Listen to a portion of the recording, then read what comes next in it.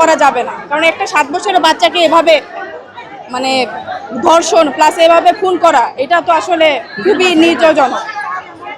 এটাই জঘন্য, এটা খুবই জঘন্য ব্যাপার, কারণ এত সুন্দর একটা ফুটফুটে বাচ্চা আসলে এরকম আমরা আশা করি না। আমিও মনে করি এর জনসংখ্যা আসলে ফাঁসি দরকার, তাহলে আসলে বিবেক নড়বে। এসব মানে কি বলবো, গালি দিতেই হয়, এদের আসলে বিবেক নড়বে যে এরা নেক্সট টাইম এসব করার আগে 100 বার ভাববে। যে অবশ্যই ভাড়া দেওয়ার আগে অবশ্যই সব কিছু জেনে শুনে ভাড়া দেওয়া উচিত, সে কেমন বা তার আইডেন্টিটি নিয়েই আসলে ভাড়া দেওয়া উচিত।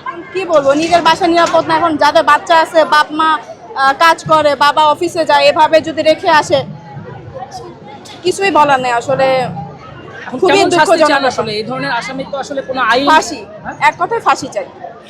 একটা ছোট বাচ্চা, একটা ছোট বাচ্চারে ধর্ষণ করছে প্লাস এত নির্মমভাবে হত্যা করছে, কোনো মানে ফাঁসির কোনো বিকল্পই না, মানে অবশ্যই এটা করতেছে। মানে আসলে আমি কি বলবো, আমার থানা কইরা রইছে, আজ পর্যন্ত কেউ বিচার পায় নাই।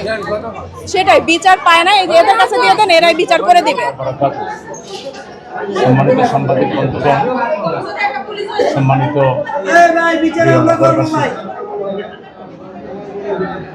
আমি আজকে এখানে কোনো বক্তব্য দিতে আসিনি, এটা কোনো রাজনৈতিক প্ল্যাটফর্ম না।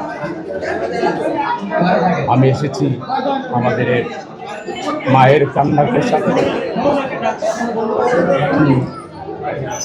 রামিস আক্তারের মায়ের সাথে দেখা করেছি।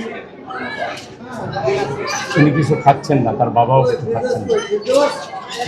যে ঘটনা ঘটেছে এটা অত্যন্ত হৃদয় বিদারক, বর্বর। এটা আইয়ামে জাহিলিয়াতকেও হার মানিয়েছে। আমি প্রথমে বলতে চাই, এই বিল্ডিংয়ের কেয়ারটেকারকেও সরকারকে আইন শৃঙ্খলার আওতায় নিতে হবে।